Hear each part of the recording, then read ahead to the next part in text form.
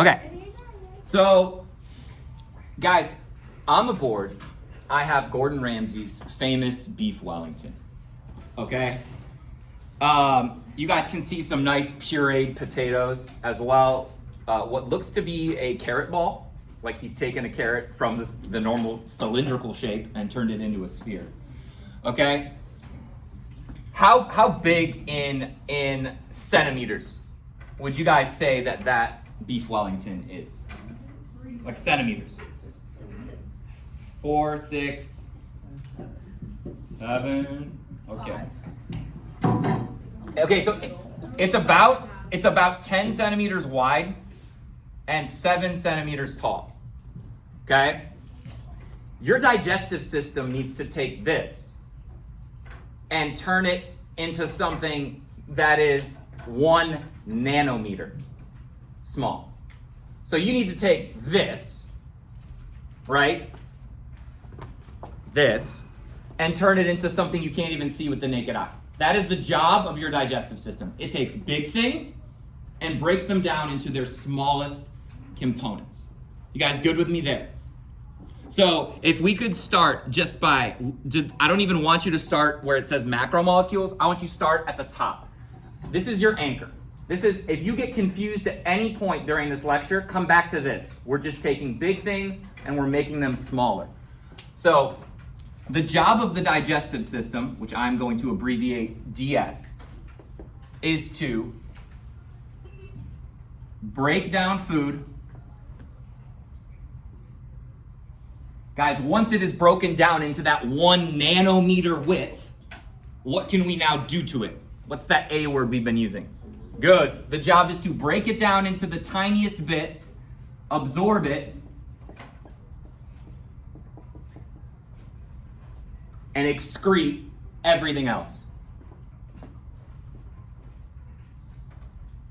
So we are taking an incredibly complex system and we're breaking it down, digesting it, if you will. Get it, Bella? Because digest just means to break down. Okay. Well, you know, I did my square breathing, so I'm in a really good mood right now, guys. So we're breaking down the food, we're absorbing it, and we are excreting the waste. Okay? So now all we have to do the rest of this class period is just going to be focused on how does it do that. Okay? So let's go through the main 4 things that it's breaking down and what it is breaking them into. So when you eat your beef Wellington with your potato puree and your sphere carrots, okay, you are taking these 4 molecules. You are taking carbohydrates, proteins,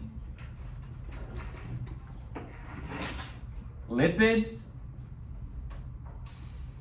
and that's later, and nucleic acids, right? DNA, RNA.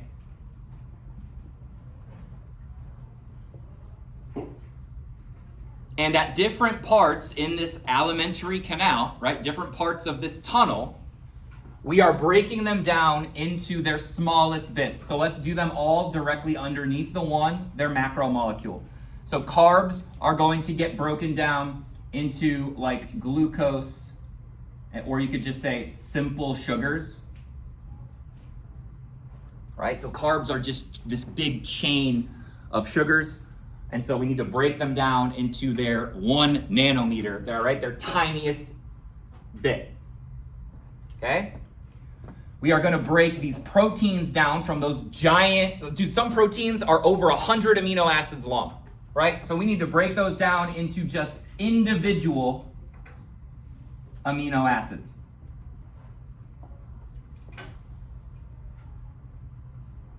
Our lipids, our fats, okay? We need to break down these conglomerated, congealed fats into individual fatty acid chains.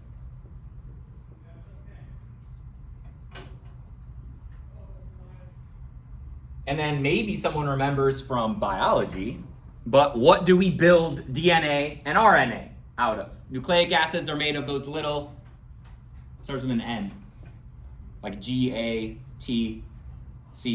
Those are called nucleotides. So what's really awesome about the digestive system, have you guys ever heard like you are what you eat?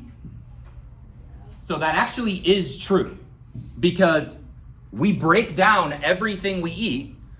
We take the little components and then we use those little components to build ourselves, right? We use the protein from the beef Wellington. We use the amino acids to make our own proteins, right? We use the fatty acids to make our own lipids, right? Like cell membranes, right? We build our cell membranes with these fatty acids. We use these nucleotides to repair our own DNA. So you're gonna use the DNA from the carrots that you just ate, you're gonna break them down, and then you're gonna absorb the nucleotides and fix your own DNA. You guys with me? So you literally build yourself out of what you eat. Cool? All right. And we start this process in the mouth. Now, this is super important. Like, it's more important if you have like a gastrectomy, like if you don't have a stomach, or if you've heard of someone who's had like a gastric bypass surgery. This stage is even more important because you don't have your stomach to do a lot of the helping. So the mechanical digestion part for the mouth is your teeth chew food. This is going to do two things, okay? It is going to increase the surface area of the food.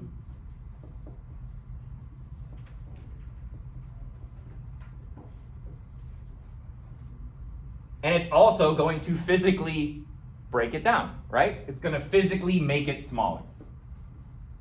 Physically break it down.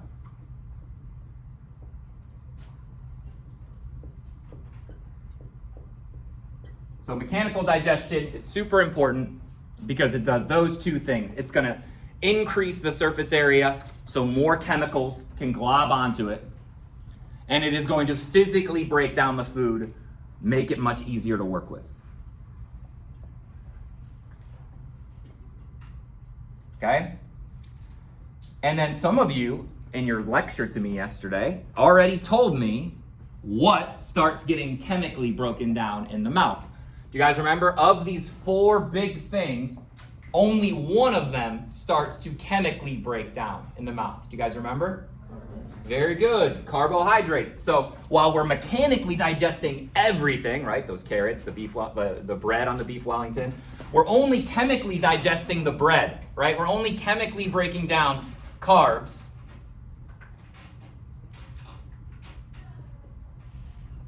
Okay? That is the only thing getting chemically digested in the mouth. What is doing that? It is the enzyme called salivary. Guys, salivary, because what's secreting this? Yeah, your salivary what? Glands are secreting saliva that contains salivary amylase. A-M-Y-L-A-S-E. A-M-Y-L-A-S-E. Salivary amylase is what is breaking down these carbohydrates into simple sugars. Okay? So we're at the first stop in the alimentary canal, and we've already physically broken down a bunch of the food, right? Made it wider, increased the surface area, and we have doused it in salivary amylase to start chemically breaking those bonds of carbs into their simple sugars. You guys with me? So is this like making sense? Okay. Do you have any meter sticks in here? I do not. We have three. I don't have a single meter stick. We have three of them in there. Yeah, that's all I got. Thank you, sir. That was Mr. Hamill, everyone. Why are you talking to your phone? Because I'm filming this. I said I was filming. Yeah, but why? She wasn't here when you said. Oh, my son is sick. Oh, okay. Yeah, I'm not gonna be here in the second half of the day. Wait, like in the thingy, it showed the salivary glands were like up. Yeah, But like, is that you have tongue? you have three sets. You have a set under your tongue. You have a set like posterior and back, and then you have a set like further up of salivary glands. So you have like three sets of salivary glands. Great question, Bryn. Okay, guys, are we good with the physiology of the mouth? This is how the mouth starts this process, breaking these things down. So we are going to quickly rehash the anatomy, and then everyone in this class should already be able to tell me where we're headed next. Where are we headed after the mouth, guys? Very good. right? So real quick, just anatomy rehash. These are the teeth, right? This is a side view. This is a sagittal view. Teeth, tongue, right? Salivary glands not pictured. Oral cavity. Swallow the food. This shuts, the epiglottis shuts, so it doesn't go down the windpipe and it gets shunted down this tube. This is the esophagus. So the esophagus will always be posterior to the trachea. Okay? You can even see, like, you can draw the epiglottis closing if you want. We're gonna swallow that beef Wellington and it's gonna go down the esophagus. Or maybe you're someone who eats the potato puree first. I don't know. I don't know you. Okay? Does anyone here do what I do and eat their least favorite thing on the plate first? I love saving like my favorite thing on the plate for last. All right, so we go down the esophagus and plop. We end up in this giant muscular sac, the stomach. Okay? Some important things I want you guys to remember. And again, some of you guys are already so good at this, which is going to make this lecture so much easier to understand, right? What are we passing through here? Beautiful, dropping into the stomach. Once the stomach has done its job, we will exit via the the pyloric sphincter. That's going to allow, if you guys can write this down, this is going to allow about 2 milliliters of chyme a minute. Only 2 milliliters of chyme, which is what it's called after it leaves the stomach, at a time. Right? Because again, we don't want to overwhelm the what? What tube is this, guys? The duodenum. Excellent. We don't want to overwhelm the duodenum with acidity. So we're only going to secrete about 2 milliliters of chyme a minute once our stomach is done. So your stomach, the reason I wanted to show you guys this is it has 3 layers of smooth muscle that allows it to contract like violently to churn your food and make sure it gets coated with all the stuff that's in your stomach. So you have a transverse layer of smooth muscle. You have an oblique layer, right? Like diagonal, transverse, and you have a circular layer. These are all different layers of smooth muscle. Does anyone remember from first semester if smooth muscle is voluntary or involuntary? Yeah, it's involuntary, so the stomach does this by itself, right? You don't have to think about this. So oblique, transverse, circular, the 3 layers of smooth muscle in the stomach. So you guys are absolutely right. That food is going to drop past the cardioesophageal sphincter into the stomach, and guys, that is going to set off a series of chain reactions that allows the stomach to start turning itself into a hostile environment, okay? And I say that because the stomach's pH is 2, and remember, your blood is 7.4. So we're talking, if this starts leaking out, like, you are going to die, right? This is like, call it a hostile environment. The pH is really, really low. It's very acidic. So let's talk about what starts to happen the second that food hits the stomach. So we're gonna look back at the top of our sheet. And the mechanical digestion, anatomically, the proper word is called churning.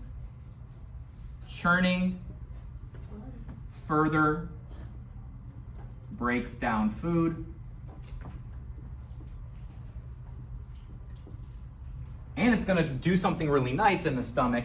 We're gonna add that it also coats food with gastric juices.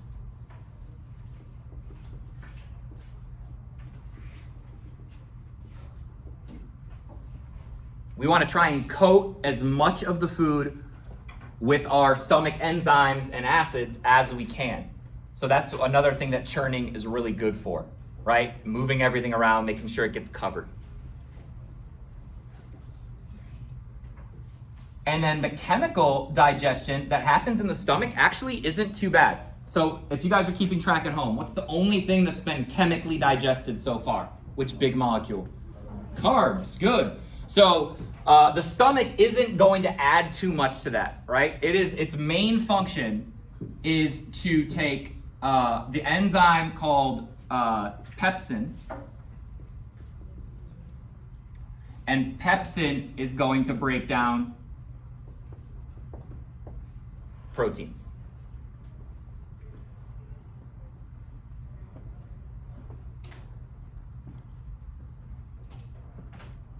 Now this is where things get hard because we have to make a biology connection, and I never know how much biology you guys remember from last year.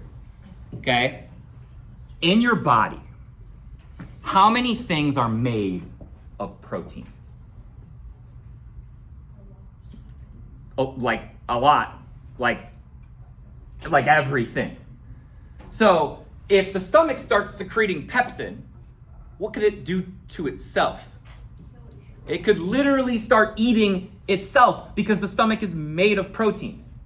Okay? So the stomach has like a backup plan.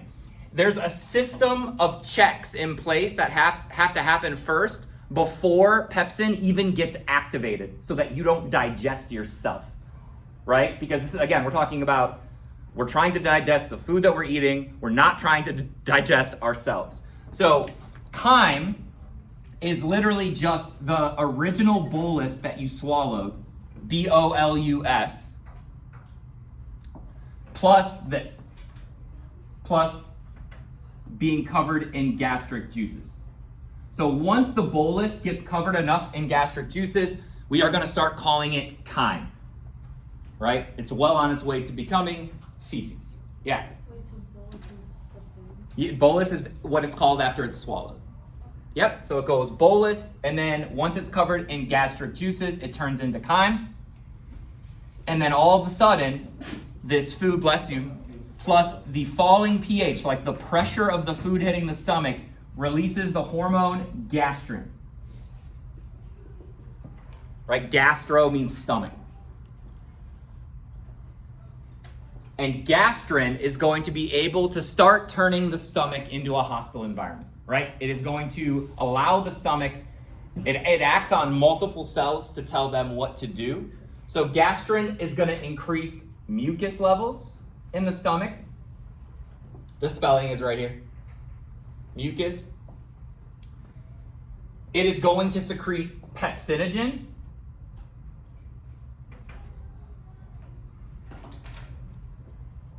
And it is going to secrete the big bad hydrochloric acid.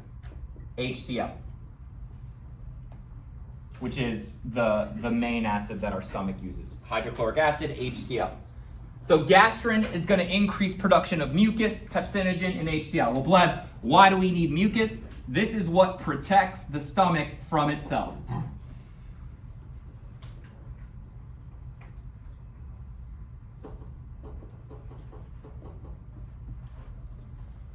Some of you guys are like, oh, Blevs, bile. You said bile is yellow. Is like when we throw up, is that yellow? No, this is that yellow in your throw up. It's the mucus lining from your stomach.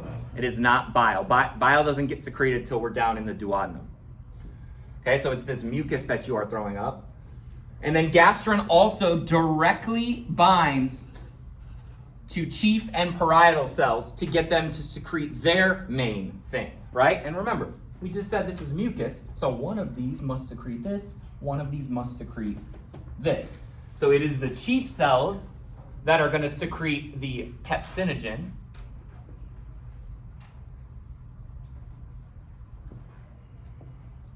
which means what must the parietal cells secrete? Very good, hydrochloric acid or HCl. One way I remember that, guys, is it kind of rhymes. So that was very helpful when I was learning this, like TOL HCl, like ALCL. That helped me remember that parietal cells secrete the HCl, chief cells are the ones that secrete the pepsinogen. Okay, now guys, can you look up back where you wrote chemical digestion? What actually breaks down proteins? What enzyme? Pepsin. Well, have we even seen that yet? No, what do chief cells secrete? So this is how careful your stomach is. not only does gastrin increase all of these first, but the chief cells don't even secrete the active enzyme. Pepsinogen doesn't digest protein. It's safe, it's inert, it's inactive, right? It is not until it binds with HCl that it turns into pepsin and starts getting rid of your proteins, okay? So your stomach has multiple backup plans to make sure you don't eat yourself on a daily basis, okay? So, do you guys have a little arrow here? Okay, so pepsinogen becomes pepsin when it interacts with HCl. So HCl is what should go near that blue arrow. What's up, man? You think they're paying attention on there? I don't know. Nice. Nice cameo, bro. Absolutely fantastic cameo. We'll see how locked in they are. Dude, they're gonna love it when Ninja comes. My brother's in town.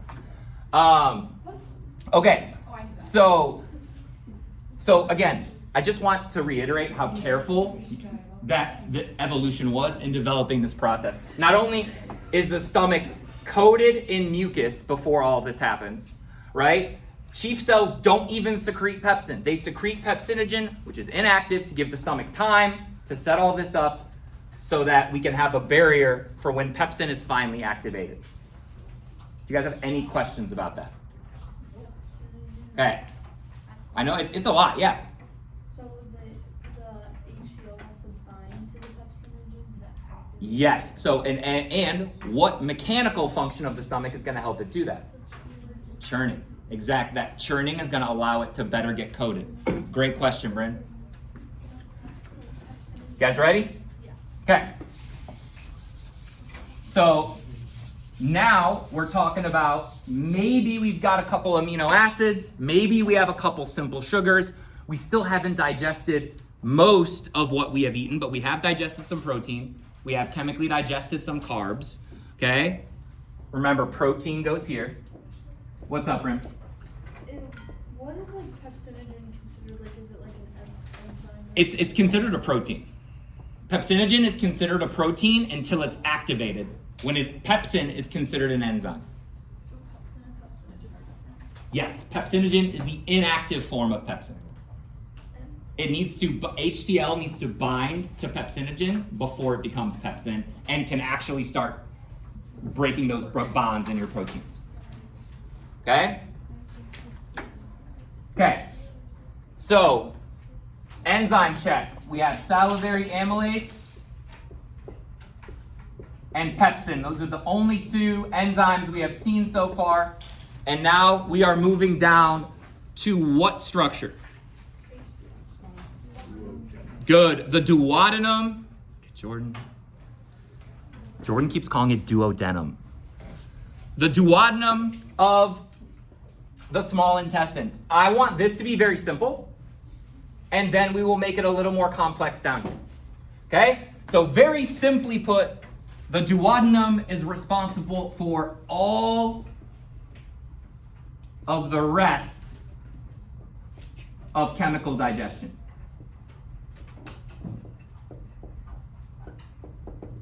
We haven't even touched nucleic acids chemically. We haven't touched lipids chemically. We've done a little bit of protein. We've done a little bit of carbs. Everything else has to happen here in the duodenum. This is why I made such a big deal about it yesterday when you guys were teaching it. That's why I spent $400 on this model, because the rest of chemical digestion happens right here in the duodenum, where it meets the pancreas and the gallbladder. Okay? The jejunum then, now that we've got all these 1 nanometer particles, what can the jejunum start to do with all that nutrients? Good. The jejunum's responsibility is to absorb those nutrients.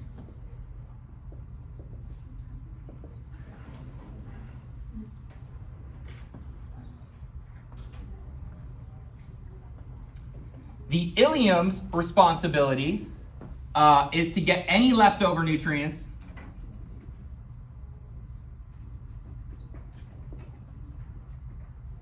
absorbed, and then to transfer. Can someone be specific with what the ileum directly makes contact with? What part of the colon? Good. The ileum's job is to absorb any leftover nutrients and transfer waste to the ascending colon.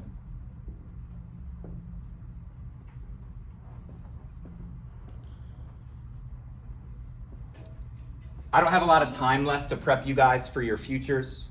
Many of you guys you guys are all doing different things in this class. Okay, but one thing I wanted you to get out of this class is like, preparing early is not a bad thing, right? Did I give you points for the lecture yesterday that you gave to me? Did you know I was going to give you points? No, I was ambiguous, okay? But do you feel, those of you who taught me, do you feel like you understand today better because of what you did? Like that, like you have to do that next year, right? Like you've got to care to be like, am I ready for this lecture? I don't have to be. Maybe I can go out with my friends, not be ready for this lecture, and then I'll do it. That's future Bella's problem. That's future Zach's problem. That's future Brooke's problem, right? But guys, preparing will always make your life easier. I promise, right? Stop pushing things away. Get it done now. Yes, Brooke, what do you got? Oh, I thought you had a question. I do have a question. Yes. So when you're saying absorbing the nutrients, Yes. you're absorbing it into the Blood, yes. We are absorbing it into the blood and officially into the body, right? Everything that's in the alimentary canal is technically outside the body. Good. All right.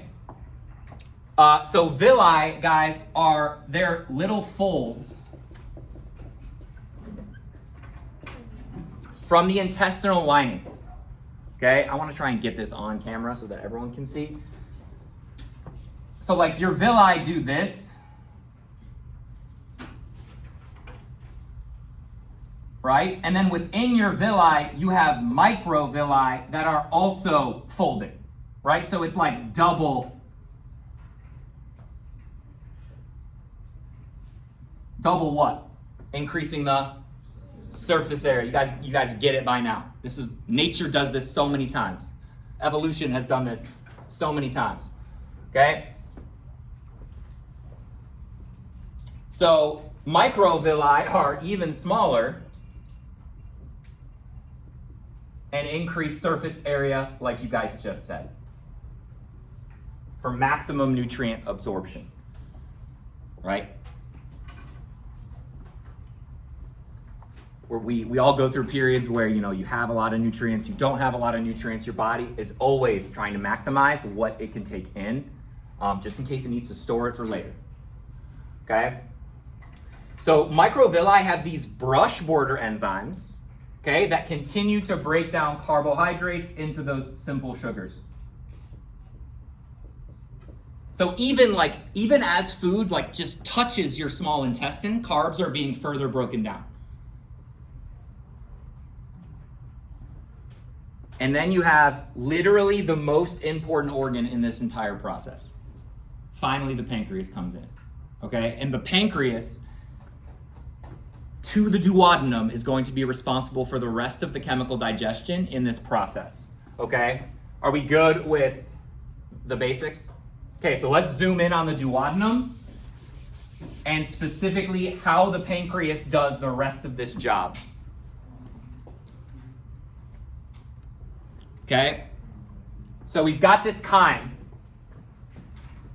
that just came to us from what organ? What organ just made all this chyme? Good, the chyme just came from the stomach. How do we describe the environment of the stomach? Acidic, hostile.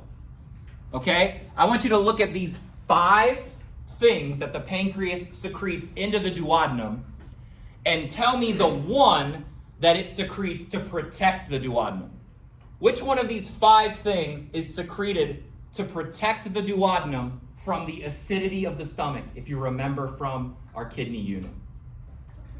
Why? What is bicarbonate? It's the opposite of an acid. Yeah, bicarbonate's a base.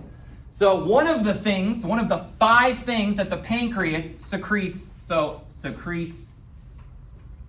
into the duodenum of the small intestine is bicarbonate to protect small intestine from acidity.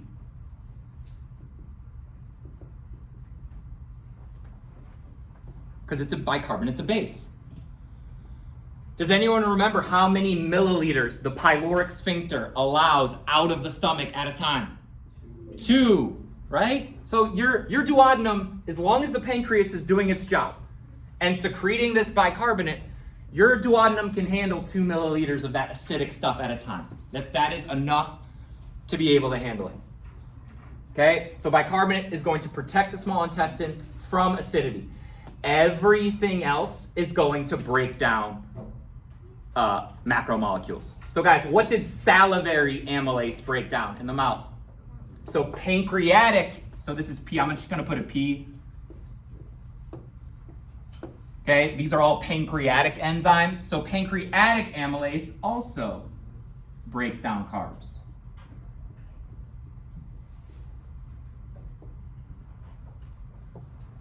So we got another enzyme working to chemically break down our carbs into glucose, into fructose, into sucrose, these simple sugars. Okay? Guys, what did pepsin break down in the stomach? So what do you think trypsin breaks down? Proteins also breaks down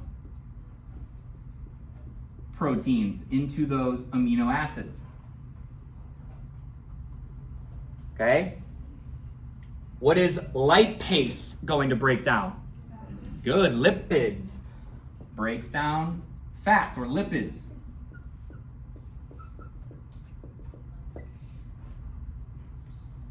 And then nucleases break down nucleic acids.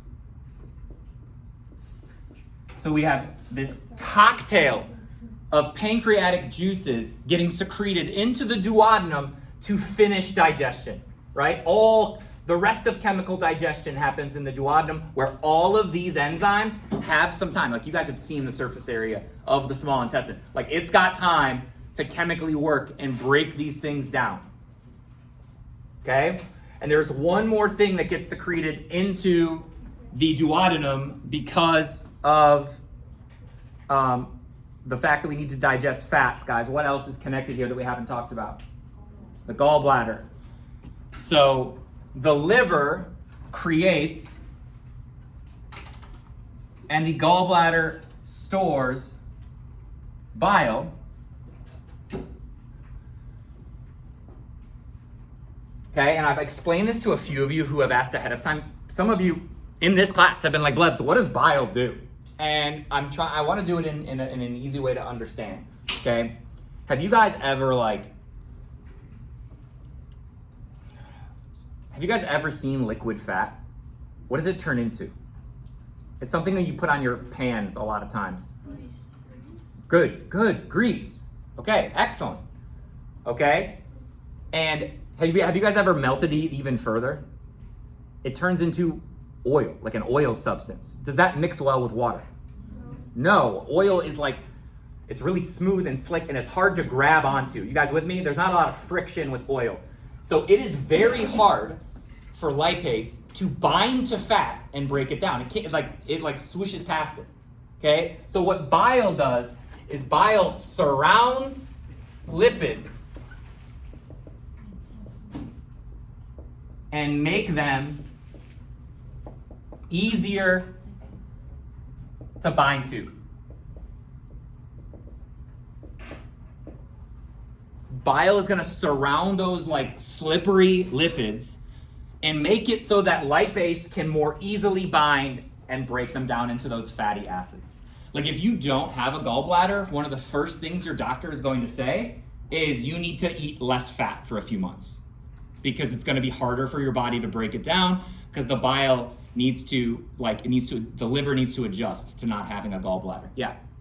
So where, is it constantly being released from the gallbladder into, where's it being released? Yes, so it is being released, when food is entering the duodenum, it is being released from the gallbladder. The liver releases it to the gallbladder. So what that surgery does, the gallbladder removal surgery, has to do two things, right? It has to remove the gallbladder, and it has to have the liver go directly from the itself to the duodenum. So those are like the two things you have to do. It's the same thing with the gastrectomy, guys. And you guys are actually smart enough to realize this anatomically. If you completely remove someone's stomach, what two tubes do you have to tie together? The esophagus to the duodenum. Okay? So you guys already know that just because you understand the anatomy now. All right? So bile is going to surround lipids and make them easier to bind to. And guys, that is like the main way we take large macromolecules and turn them into glucoses, amino acids, nucleotides, fatty acids. Okay? It's this long process. And I say long, guys. I think some of you guys are a little bit unaware of how long it takes to digest food. It takes anywhere from 18 to 72 hours to properly digest food.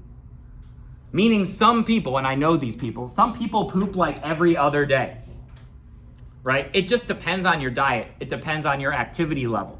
But it does take a long time for this process to happen. Like the stomach isn't even done with its job for 8 hours, like 6 to 8 hours. And that's just turning it into chyme. You guys with me? So like this takes time. So now we have come to our final place to potentially absorb anything before we get pooped out. Okay? So I want to talk a little bit about the colon right here, wherever you guys have the colon. So the function of the colon, the large intestine, the main function is going to be to absorb water. Right? So any of those super diarrhea poops, right, that you've had, it's because your colon is not, it's going through your colon too fast. What's up, man? We're talking about how to make poop. I know, I just heard you say diarrhea. Make sure you're all right. Yeah, I'm doing okay today. Yeah. I don't want to say too much because I'm on camera. That's Alliance, everyone. He just popped in. Okay. And then the other thing, guys, your colon is filled with healthy bacteria that can break down some things that we can't, specifically vitamins K and vitamins B. Your colon can help break those down. We don't really have enzymes that can break them down. So we've got these, we have these gut bacteria that do that for us. And then the last thing that I wanted to make for you guys was I wanted you to have a spot if you wanted to focus just on digestion where you had all of the information in one spot. So I made this graphic organizer for you guys. So you're just saying, hey, here's the macromolecule. Well, what's the monomer? What's the one, right? So here it's glucose. We go from carbs to glucose. We go from protein to little what? Amino acids. We go from fat or lipids to little fatty acids. And we go from those DNA and RNA into their little base what? Nucleotides. So we're using all those enzymes to get these guys and break them down into these guys. Carbs have two spots. Hey, well, guys, we know what's going to digest all of them, guys. What area? From the pancreas. What part of the canal? The duodenum. So we can just do this. They all get chemically digested in the duodenum. Put quotes around this, be lazy, and just do this. Duodenum, duodenum, duodenum, duodenum. They're all going to get chemically digested in the duodenum.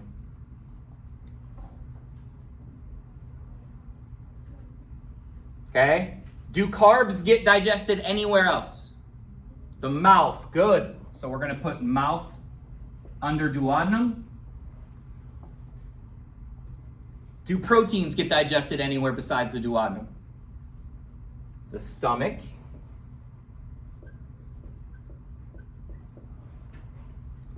And then what about fats and nucleic acids? Did we touch those before we got to the duodenum? No, so that's just going to be duodenum. Okay? And then the enzymes that do it. Okay, in the duodenum, it's called pancreatic, so just do a P, be lazy, amylase. In the mouth, it is called salivary amylase. They're both called amylase, that's really nice. In the duodenum, the thing that breaks proteins down is called trypsin. You guys remember what it's called in the stomach? Pepsin.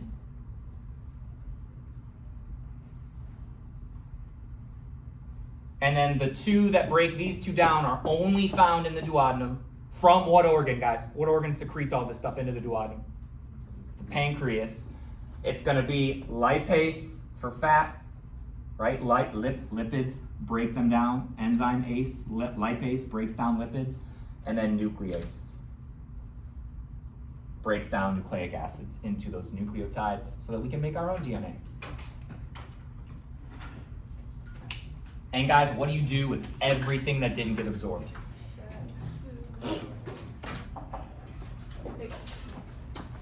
Miss you guys.